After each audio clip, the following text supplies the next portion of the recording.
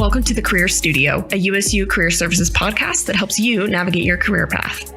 Thanks for joining us for our Friday face-to-face episode. I'm Marissa Armistead, your host, and I'm so excited to have Logan Smith here with me today. Welcome, Logan. Thank you. It's great to be here. Logan works for Verizon Media as a manager on the global public policy team, where he focuses on the business's government relations in key markets such as India, Brazil, Australia, Singapore, and Hong Kong. Additionally, he leads their U.S. state government affairs work. He spends lots of time analyzing legislative and regulatory proposals to determine effects on the company, as well as broader societal effects. At USU, Logan double majored in political science and economics and later earned a Master of Science in Foreign Services from Georgetown University. He completed several internships leading up to his current position that included working in the U.S. Senate, State Department, and Global Network Initiative. So, Logan, you are really unique and have such an interesting line of work. So I'm really excited to get to that in just a minute. But as a fun fact, you mentioned that you served in the Peace Corps in the Republic of Georgia. So I'd love to have you walk us through that experience, what that entailed, and kind of how that experience fit into your career timeline. Yeah, perfect. Well,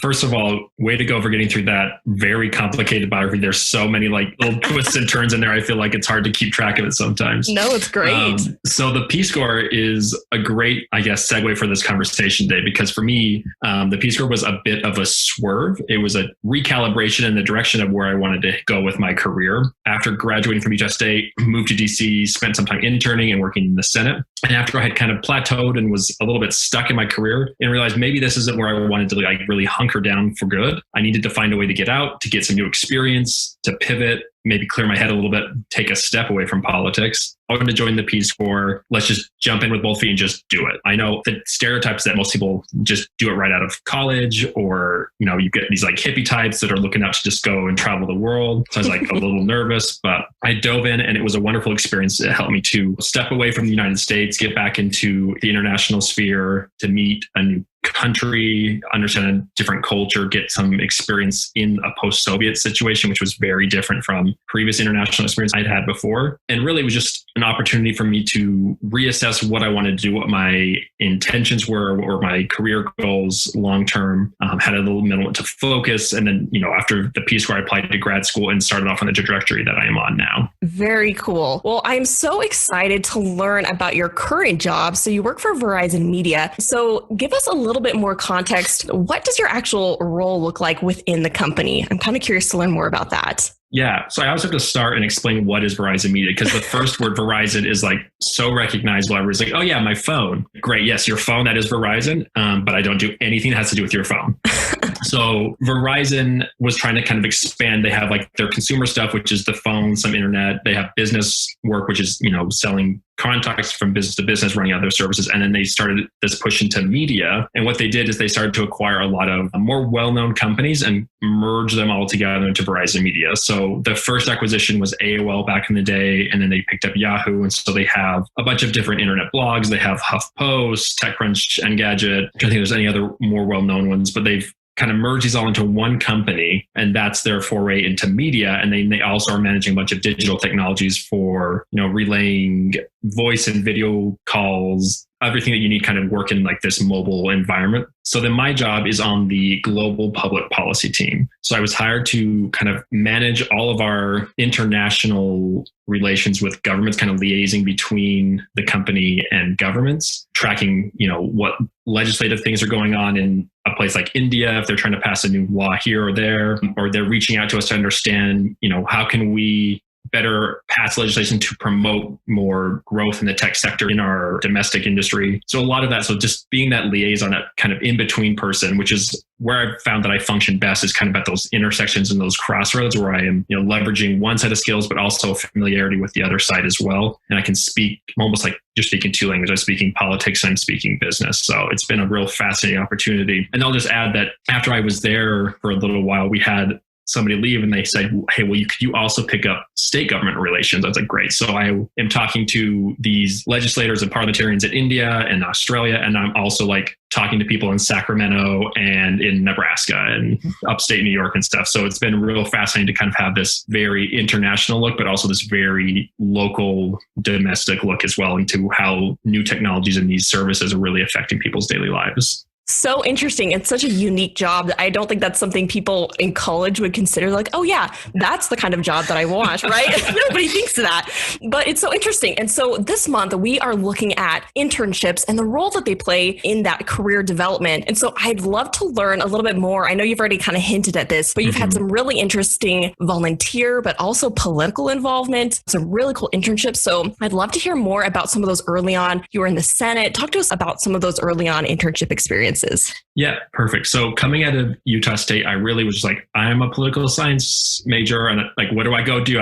What is a political scientist? That just doesn't really answer any questions for what you're going to do when you graduate. But I knew that I wanted to go to DC. I was fascinated with, US politics. And I thought, well, of course that makes sense. Let me go out to DC, figure out what I can do. And I realized I had no connections out there, but I knew that there's a great opportunity through, the Institute of Government and Politics on campus. So they have connections. So I went to them and said, hey, I would love to do an internship. And they're like, okay, here's the application, fill it out. And then it kind of made it a very easy process. They have, here's some housing, here are the offices that we have great contacts in. So I did all that. And then I was hired to be an intern for the Senate Finance Committee. It was right after I graduated. So I had spent a semester interning, getting to know people, understand the legislative frameworks, how a bill becomes a law, how all this is just functioning behind closed doors. And then it just so happened that I was in the right place at the right time, that there was an opening. And I was like, hey, I'm here. I'm free. Let me apply. You already know me. I've been working here for, a semester. And so it was a perfect transition into a full-time job where I was able to then stay on for a couple of years to learn more, dive deeper into policy stuff.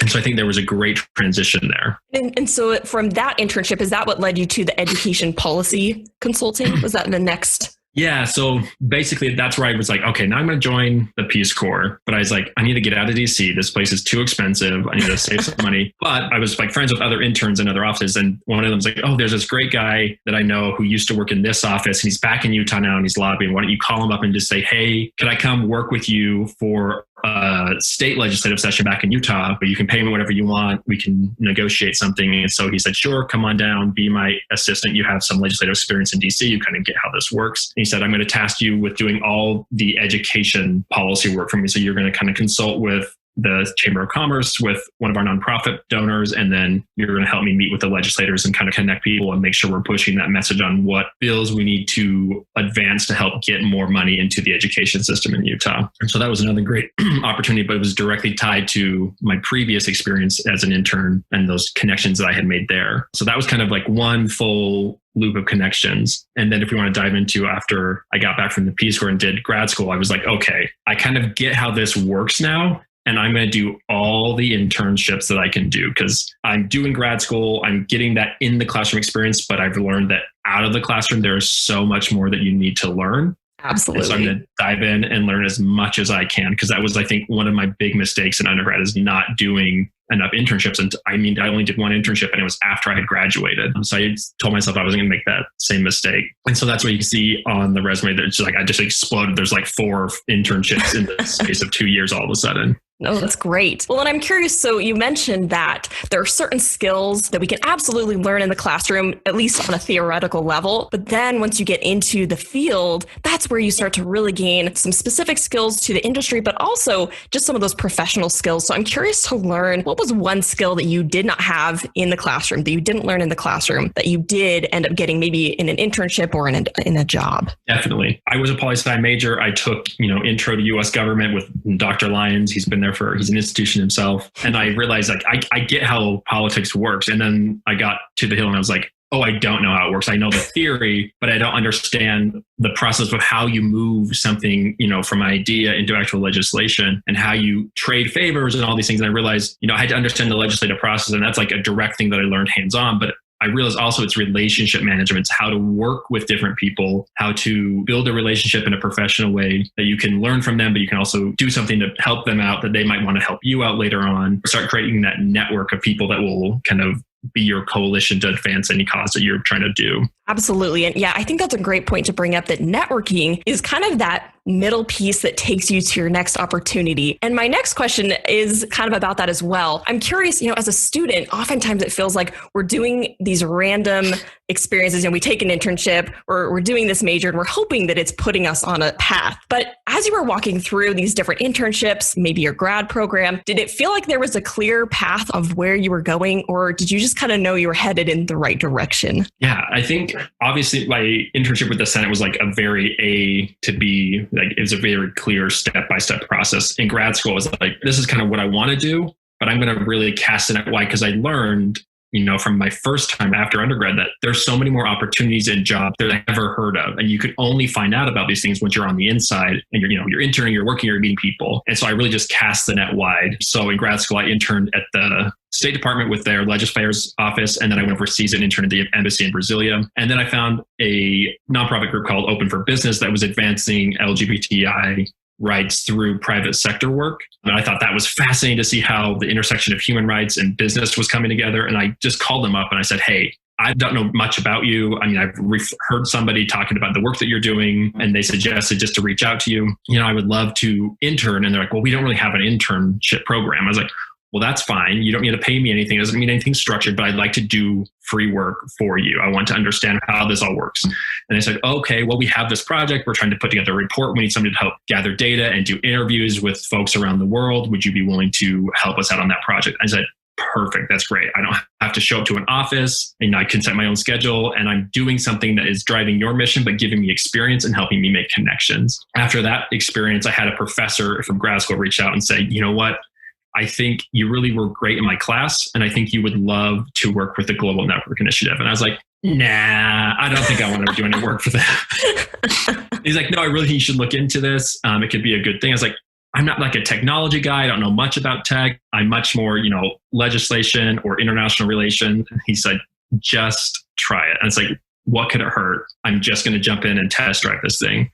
So the Global Network Initiative is a multi-stakeholder initiative. So you have academics, you have private sector people, and then you have government folks that are all kind of meeting together to address issues. So we had representatives from, Google and Facebook and Twitter, these big multinational tech companies. We had academics who were researching, what role these algorithms play in our lives, or what's the role of free speech on the internet. And then we had policymakers, and they were all meeting together and talking. And it was fascinating. And I really started to understand some of the issues that are affecting us today that are coming through this new interconnected world, what the issues that are being raised by social media. I was working at the Global Network Initiative when the Christchurch shootings happened in New Zealand, and I could see how that viral video, the struggles of trying to get that taken down, and all the tensions that are there, and how to moderate and control these spaces that we want to be open and free and collaborative, but they also carry potential for harm and real risk to safety. And there's just that tension there, and it was fascinating to me. And I said, I love this. This is an area that I would love to explore for a career. And I was getting experience that I never got in the classroom. The classroom was teaching me a lot of theories and like contextualization of like real world events, but I wasn't getting that niche experience that I got in this internship. And that's exactly what led to my current position. So interesting. And as you were talking, in these different experiences, it sounds like whether you loved the entire experience or not, there's always little pieces that you were pulling from. You're saying, I liked this part of it. And then as you move forward, the next step you took, you incorporated that piece. And I think that's such great advice of saying, take what you are liking from an experience and then use that to propel yourself forward. And it sounds like as you've continually done that over and over and over again, that's led to where you are. And another thing that really stood out to me as you were sharing that is you decided to create your own internship. And I think that could be terrifying for a lot of people. It's easy to look on, Indeed and just find an existing internship, and that can work really well for a lot of people. But sometimes if we want something very specific, I think we have to go out there and we have to create those opportunities for ourselves. And so I love that you took that initiative and that it led you to the next step. And I love that. So, such good stuff here. So enjoying all of this. So I guess kind of the next question that I have is, since you are working in this tech industry, but also working with people, what skills do you think are the most essential for the rising generations to develop in order to be able to adapt in this ever-changing, landscape, whether it's COVID or anything else? What would you say some important skills are?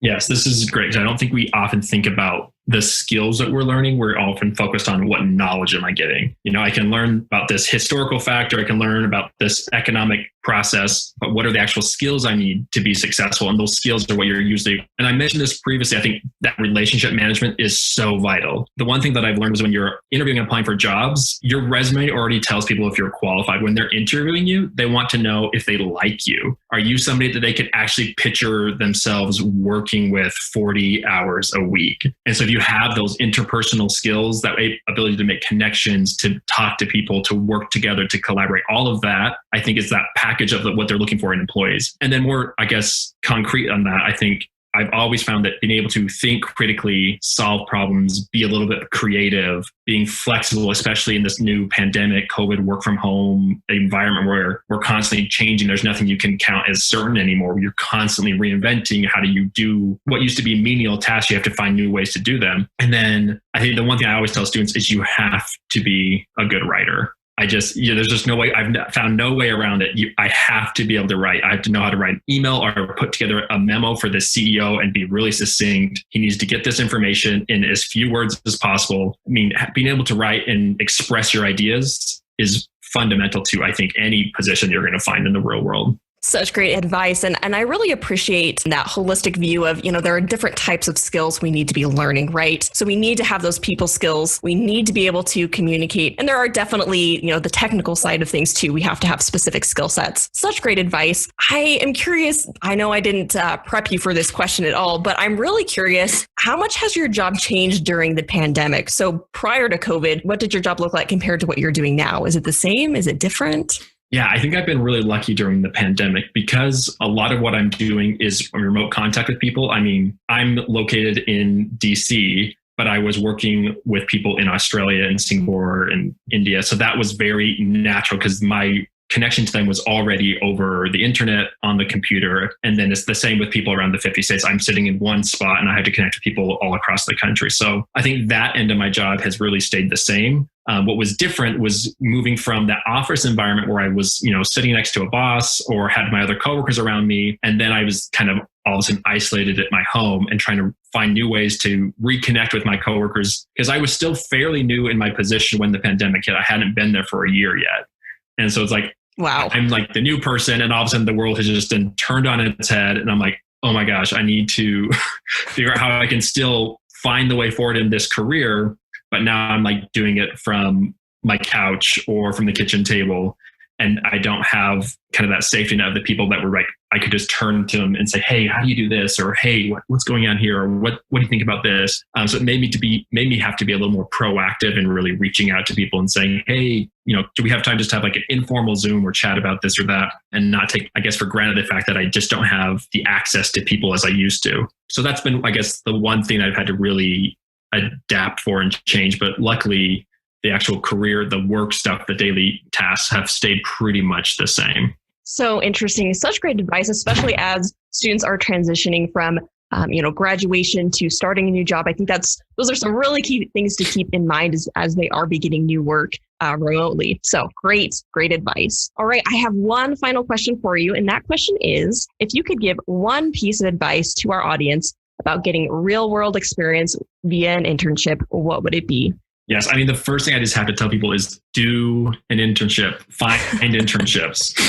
People need to understand that internships are your opportunity to test drive careers. I mean, I did so many internships and like you were saying, in each one I was finding what is the type of work that I like to do. I was finding the topics I like to work on and the style of work. And then I was able to kind of merge that together and find the actual career and the job that I wanted to pursue. So the first step for all of us is just find an internship, do internships, jump in and just test drive those careers and things that you're interested in. But once you found those internships, I think it's important to really maximize the potential you can get from them. You have to treat it like a real job. But what's different is you're treating it like a real job, you're serious, but then you have to automatically set your expectations super, super low. Because for them, they're here, they're people you're working with. And so if you come in with these high expectations of what you're going to do, you could easily be disappointed and then just turn it into a lackluster experience. So I say, set those expectations low. The lower they are, the easier it is for them to be exceeded. And then once you set those low expectations, you come in and you decide that you're going to turn out high quality work. So you're going to take whatever menial task you were given and you're going to really show that you can deliver and slowly work your way up. That's where you have to start leveraging those interpersonal skills.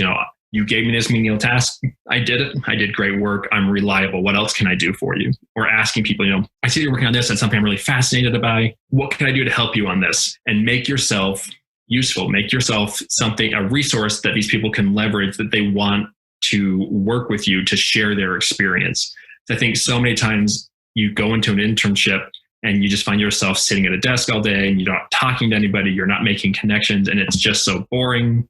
And then you're like, I don't know why I did this. It was kind of a waste of time. So I think you have to really dive in and be proactive, but you have to understand when other people see you, they see you as that transient person that's really not worth them investing in. But I was looking back for this conversation. I think each internship that I had, I was able to develop a network. I was able to develop relationships, and every single one led to a job offer, or the experience that I needed to have on my resume to get another job and have them look back and connect and see, oh, he did this internship. He had that experience. He'll be great for this position. So each internship was a building block for this career that I now have, but it really required me to think creatively and think, okay, how can I leverage this experience? I had to be proactive and not just sit back and say, okay, what do you want me to do? I had to really think about it. I love that. And I love this idea of adding value as an intern. And I think sometimes it's so easy to think of yourself even as less important and understanding that others will view you to some extent that way, but also recognizing that you still have the capacity to add to the company or add to the organization and gain the skills and network that you may need for the future. So love those insights, Logan. We are out of time, but I've so appreciated you walking us through your career journey, the ups and the downs, talking with us about how you figured things out. I think that's one of the hardest things is, as a student, you're asking yourself, am I on a path? Am I headed in a direction? And I think you've just helped us understand that it's just piece by piece. So absolutely love that. Thank you so much for being here with us today. Yeah, this was a great experience. I love being able to share what I've learned and hopefully help out future Aggies as they're trying to navigate this confusing world. I mean, it just gets more and more complicated. So I think if you can find people that you trust to listen to and kind of just get out there and get messy, I guess, finding these opportunities to drive work and to learn about new opportunities, I think you'll be able to really find and create the careers that are going to be driving the world forward. Absolutely. Thanks for joining us here at the Career Studio today. Please remember to join us next week as we continue to discuss this month's theme of getting real-world experience with an internship.